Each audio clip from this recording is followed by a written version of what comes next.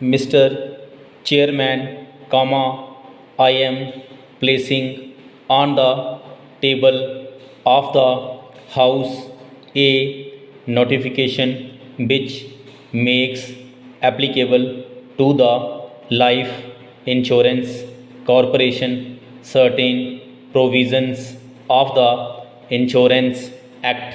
Full stop. The House will recall that Section 43 of the Life Insurance Corporation Act lays down that these provisions would be made applicable to the Life Insurance Corporation, subject to such conditions and modifications as may be specified in the notification. Full stop. The notification is in pursuance of this recruitment. Full stop.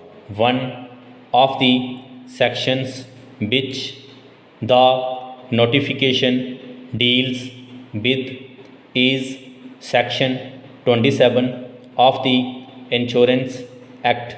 Full stop. It is, by now common knowledge that this section defines in fairly precise terms the ambit within which an insurer could operate in the matter of investments. Full stop. By making it applicable to the Life Insurance Corporation. Full stop. Government is laying down the framework within which the Life Insurance Corporation can similarly operate. Full stop. In short, this modified section contains, by and large, the investment policy which the Life Insurance Corporation will follow. Full stop. There are good reasons as to by the salutary provisions of Section 27 should be retained. Full stop. Both the freedom given and the restrictions imposed by it have stood the test of time. Full stop. While ensuring the safety of the policy holders' money, the possibility of augmenting profits has also been afforded. Full stop. For this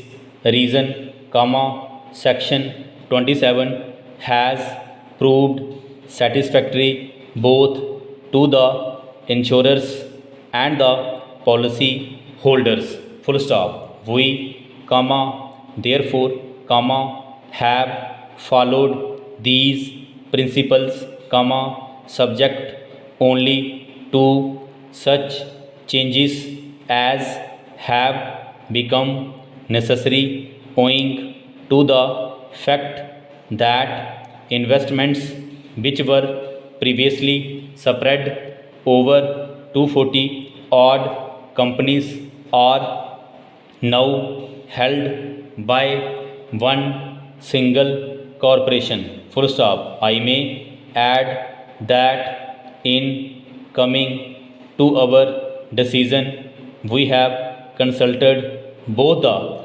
corporation and the Reserve Bank of India. Full stop.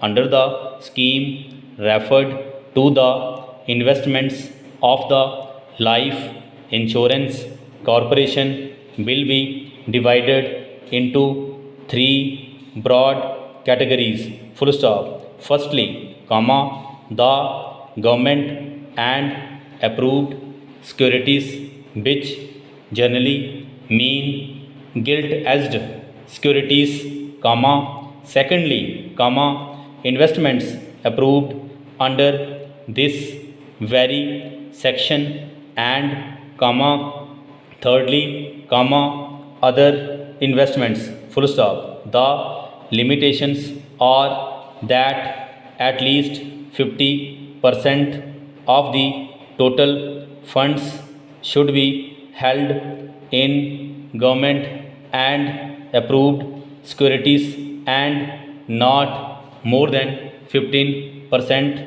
should be held in the form of other investments, full stop. The result is that about 35% is held in what is known as approved investment, full stop. There is also a provision for investment in the private sector, full stop.